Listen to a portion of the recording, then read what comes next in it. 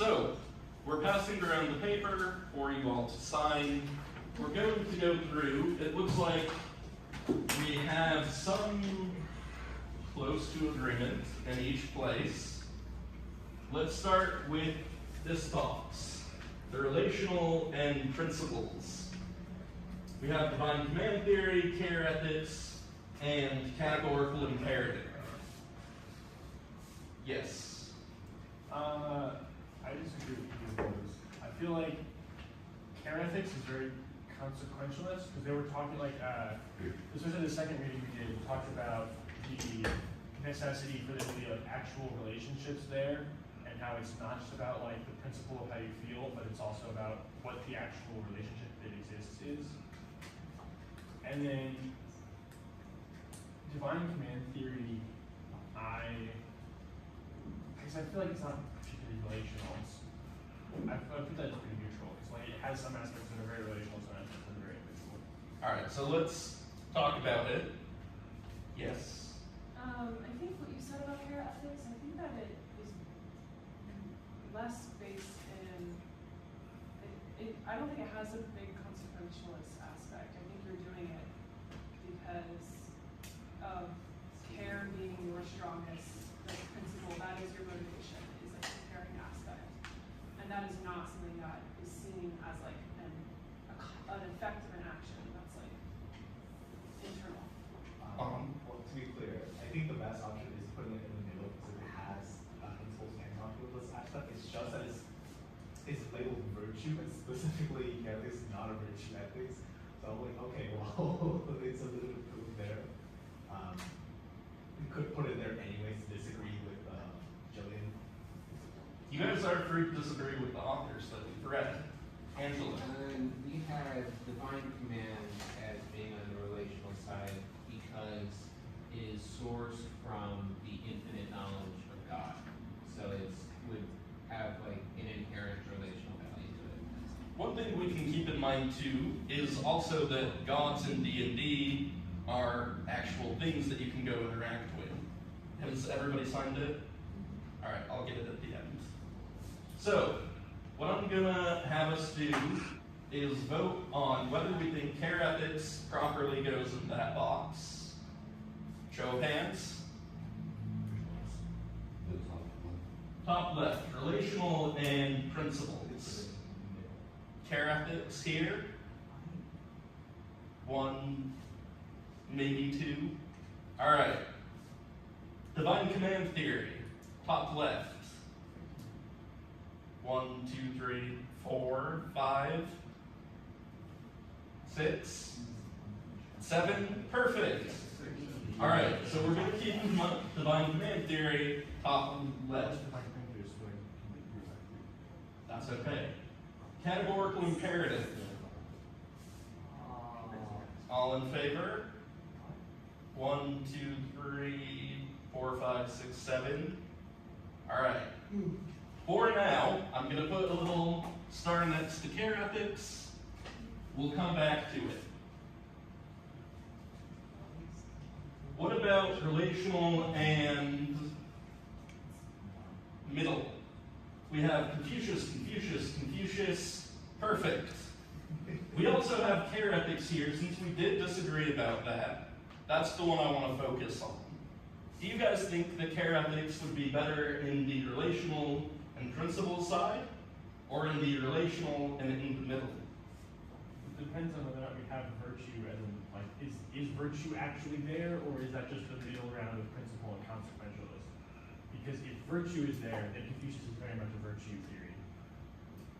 And then, like, if virtue is there, care ethics is not a virtue theory.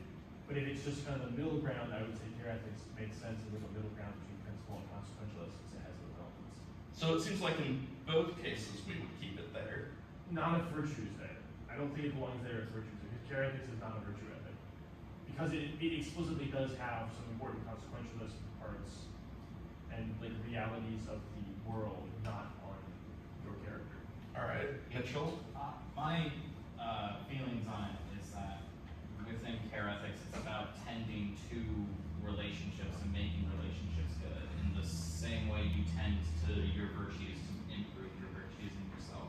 Good. And so to me, I feel like in that way they overlap a lot, even if I've been told one of the papers said like specifically it's not virtue ethics, but I just kind of disagree. So I will have us vote on care ethics in the middle. 1, 2, 3, 4, 5, 6, 7. Care ethics will be moved to the middle. Social contract theory. That's a little bit vague, so I'm going to skip that one for now based on what type of contracts we're looking at. Here we've got altruism, rule utilitarianism, categorical imperative, and effective altruism. So it seems like we have an agreement on altruism. That's perfect. What about rule utilitarianism? Do you guys think that's the right place for it to go? Show of hands. 1, 2, 3, 4, 5, 6, 7. We got 7. Perfect. Categorical imperative. Which group had that down here? We did. What was the reasoning behind that? Well, I mean, I like where categorical imperative is now, on the relational side. Up here. Yeah. Are we okay with moving categorical imperative to the relational principle side? Show of hands. All right, good.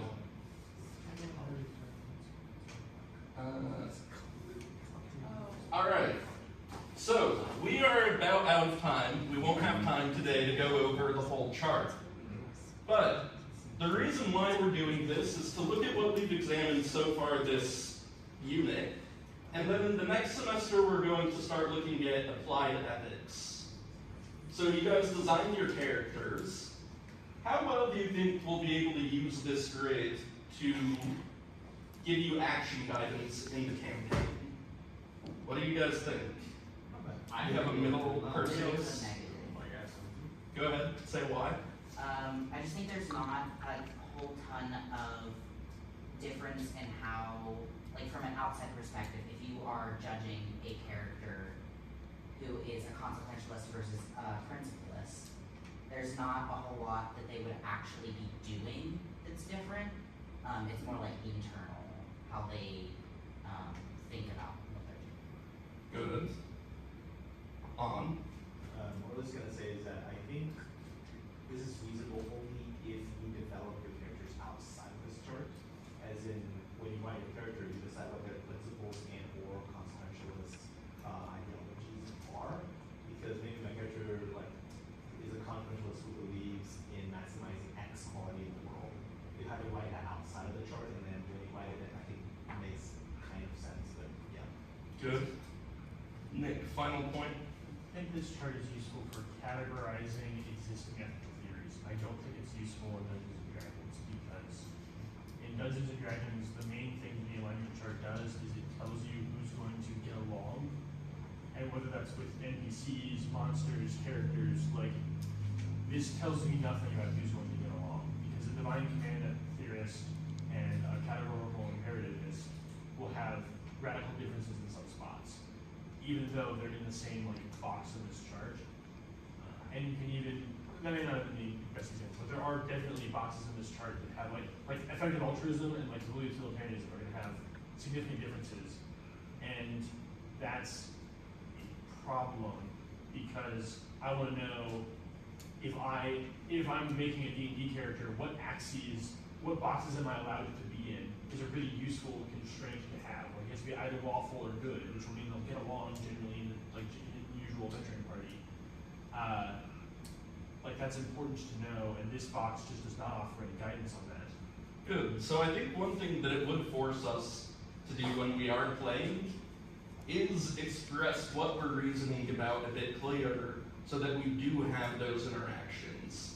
So that might not be what we want to do in just a fun game of D&D. We might not want to see if our party and our characters are going to approach this from the same point of view and automatically agree with each other.